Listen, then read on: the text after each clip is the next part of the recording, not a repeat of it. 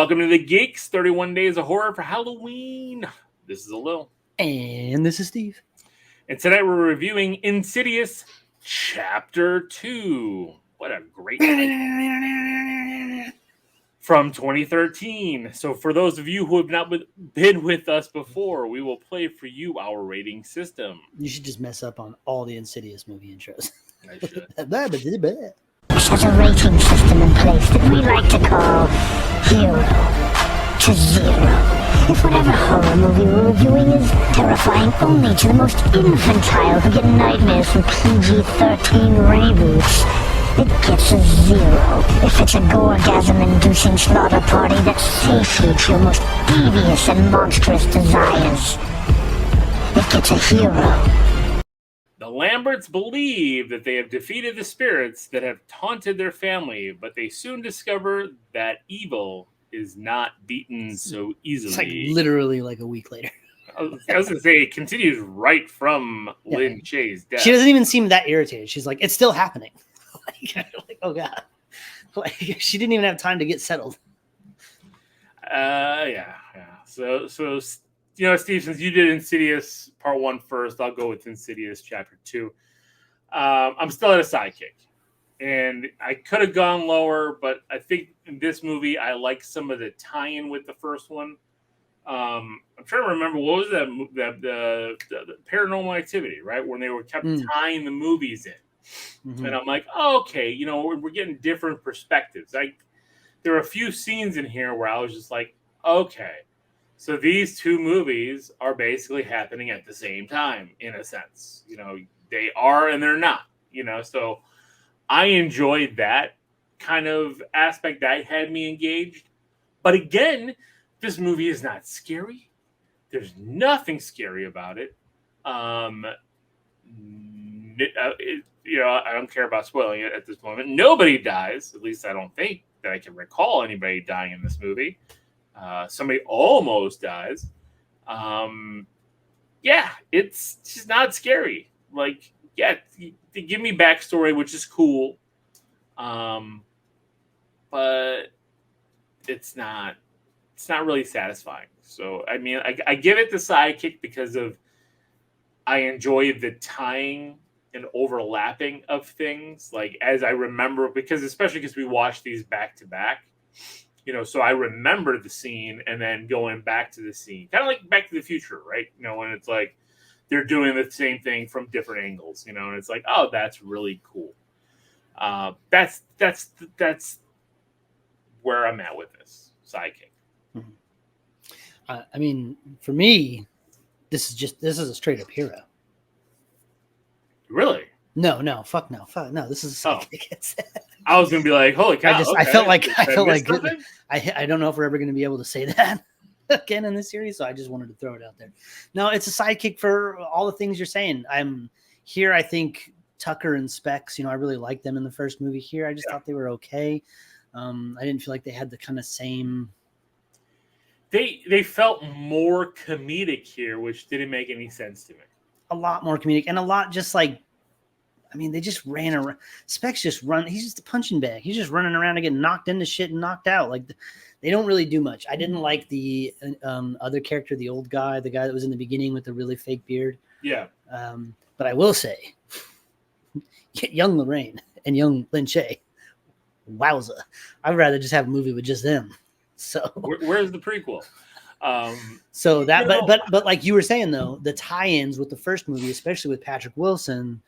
While being in the further and the door opening from the first movie, like all this stuff I like that shit. Like that was like, man, you're yanking it right out of Zero territory, doing that cool stuff.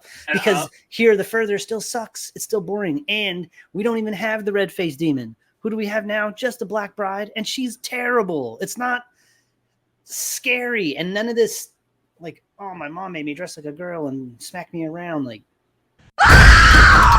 Spoilers.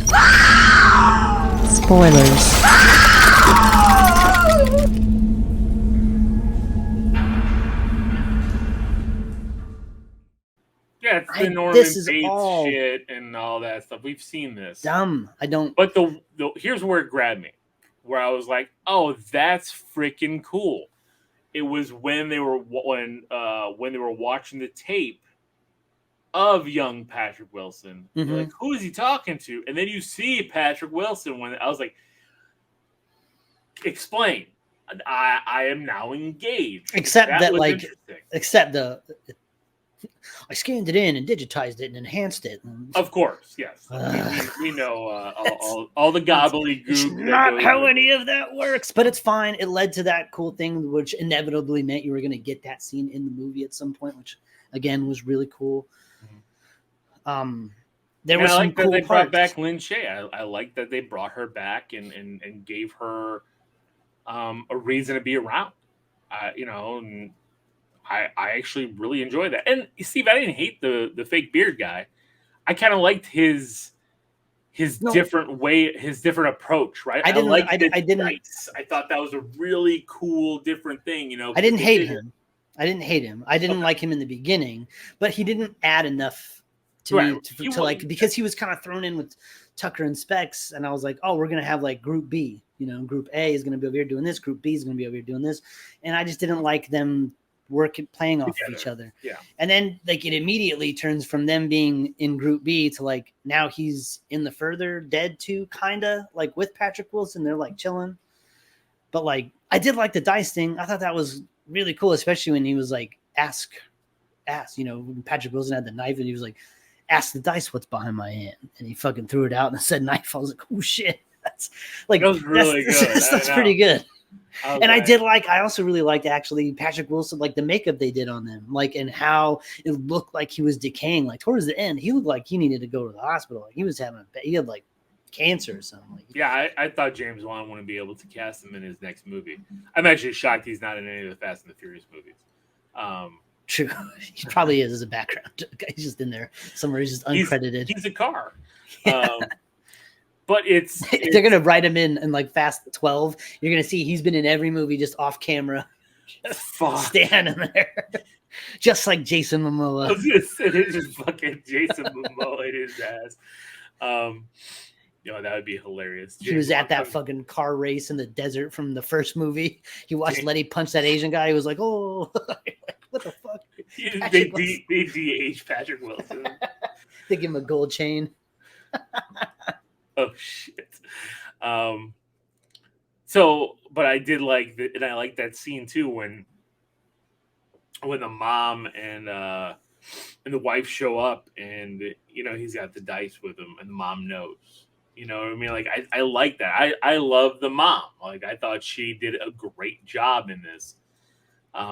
She wasn't messing around.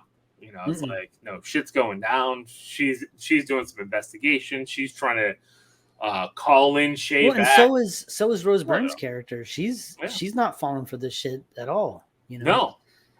But again, I just here's what bothered me. It bothered me on the same level that like that little girl doing gymnastics in Jurassic Park 2 bothered me. Like when little Iron Man is like, I'll find Daddy, Mommy. I'll go to sleep and find Daddy. I can do it. Dumb. Like his father is trying to murder them. He's breaking down walls. He's screaming to the top of his lungs. And this little boy just goes to a back corner and like fucking like that. No fucking way. Like I get it. Like it's not really sleeping. It's astral projecting. He's just slowing him to. I get it. I didn't like it. I didn't like that he was there to rescue. And then like really like he just kind of was like, here I am, Daddy. We got to follow Mommy's voice. Like. And Patrick Wilson's carrying him through. I'm like, you're more of a burden right now. yeah. You've gotten bigger. The funny thing too is I was going to bring it up in the last one as well, and this one as well. Like the other two kids, like through all this, like where the hell are they? Like in the first one, especially, like there's 3 kids in this movie. You don't see the other two. The other little boy is just like he's barely in there.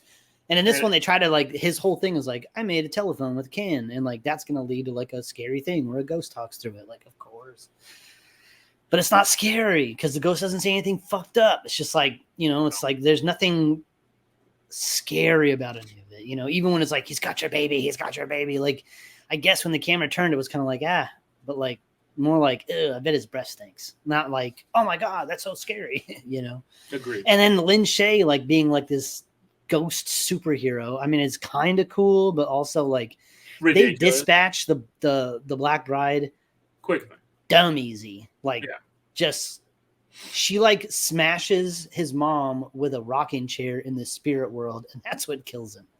I'm just like, what the fuck? Why? Like, because the mom was his crutch, and now without that crutch, it's his powerless. I have no idea. And how do you know the Black Bride was vanquished? The Black Bride goes and fades into black, and Patrick Wilson's like, it's me. Look, my skin is back to being glowing and amazing. And Rose Byrne is clearly like, I want a divorce. Like, what the fuck? Like, I can never look at you again. Like, I can't do this. And it'll be interesting to see, because I do know that 3 and 4 are prequels to the first movie. Oh, are they? And 5 is a sequel to this. So, oh wow, okay. We'll see what the long space and time do, because I do know that Little Iron Man is in college in part 5. So some time has passed. We shall see if Rose Byrne has ever found an ability to trust Patrick Wilson again. Yeah, it's the Lin Shaye. It's the Lin Shaye show for the next 2 movies. Oh, interesting. Okay. All right. Well, there you go. Insidious Chapter 2. Thanks for listening. This is Alil. And this is Steve. Until tomorrow night, everybody, keep it creepy.